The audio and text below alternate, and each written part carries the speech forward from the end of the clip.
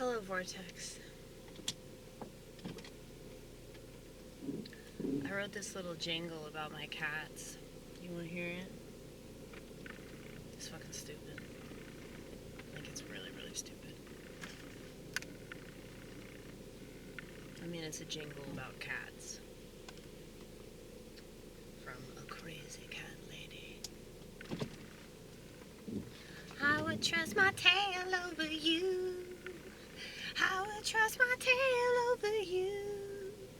You're a human, I'm a feline. You're a human, I'm a feline. I would trust my tail over you. That's all I got. You guys should be proud of that because it was brilliant. Okay. I think comedy should be kind of silly. You know, I live in a tinfoil castle, and so my comedy has to be somewhat silly because of how depressing my worldview is. So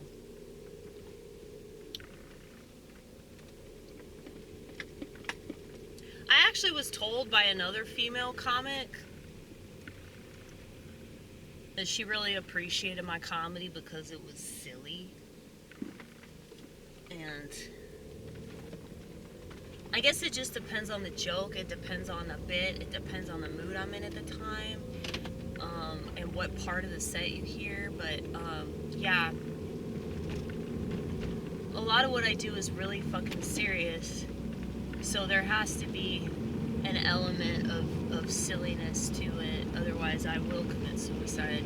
So I know plenty of people wish I'd commit suicide, but they're all narcissistic sacks of shit, so it's understandable why they want an authentic person to off themselves because they're a threat, you know? Any person that embodies like any level of uniqueness, especially if it's not arrogant, you know, I mean, I know I can be arrogant, but like, I don't like being arrogant. I think arrogance is bad.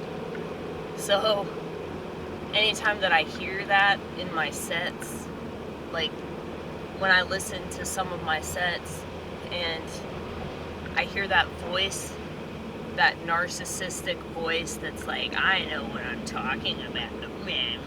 Yeah, I hate that. I hate it so much.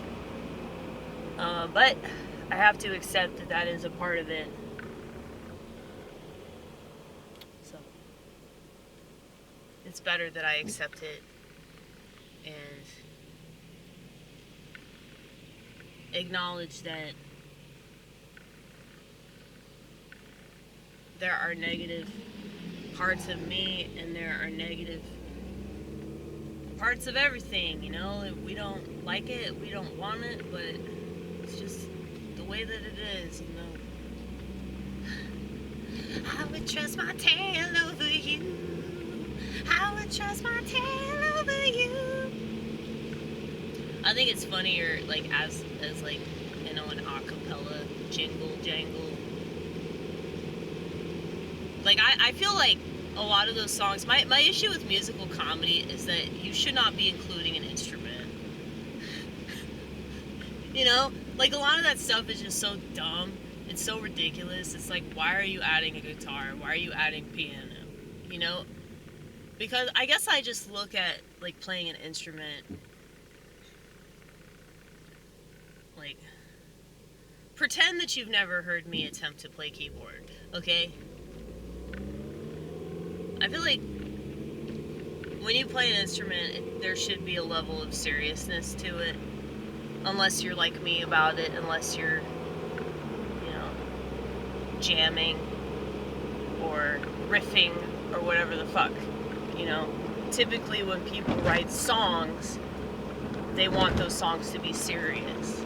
I mean, even Frank Zappa wrote silly songs, but he was still very serious about them, you know. So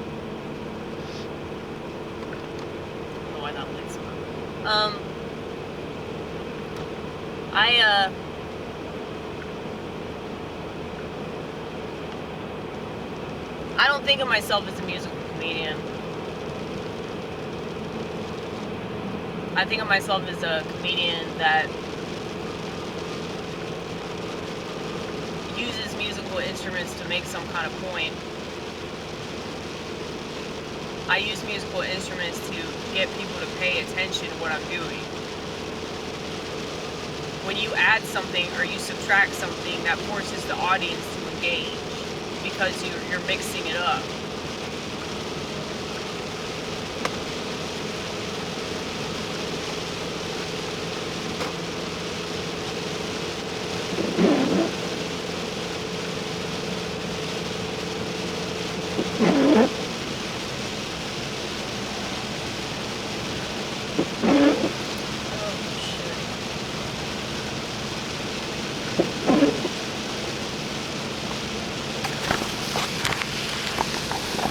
Is there a sound vortex? I'm sorry if there is.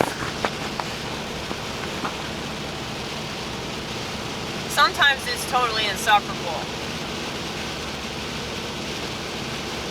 It's just that whatever I'm saying about or whatever I'm talking about, I feel like it's more important than the sound quality, but, you know, if you want sound quality, you can watch all these other YouTubers that don't really say anything, you know?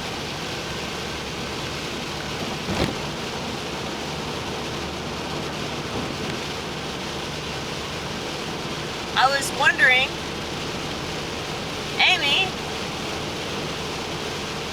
why do you hate podcasts so fucking much? I think the reason I hate podcasts is because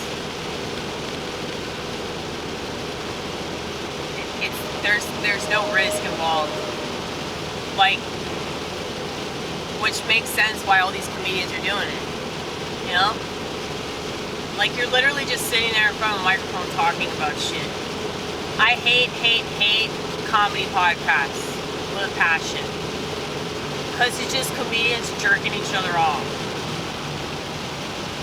It's just comedians, like, telling their inside jokes that only comedians would understand, you know? And that's one of the reasons I don't really like to hang out with comedians. Ronit is the only one that I've spent a considerable amount of time with. I've spent some time with Brad Covington, who's more of a musician. I tend to have more in common with musicians than I do comedians. Probably because musicians tend to have empathy, and comedians can't wait to gloat about not giving a shit about anything and being a piece of garbage and being totally degenerate, giving into every aspect of their degeneracy. And it's funny that I'm gonna get an STD because of my sexual habits. It's funny that I masturbate to internet porn for hours.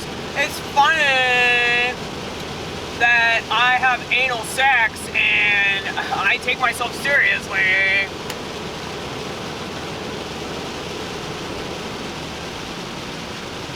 It's like, I actually take gay people more seriously than I do straight people that do gay shit. You know? Because, like, if you're gay, like, that's all you got. You know? Those are your only options. With straight people, it's like, you could have sex in a way that makes sense. You could have sex in a way that we're supposed to have sex, but you choose to have sex in these weird ass ways, get it? And you're bragging about how experimental you are and shit, but it's just like shining a light on degeneracy. Ooh.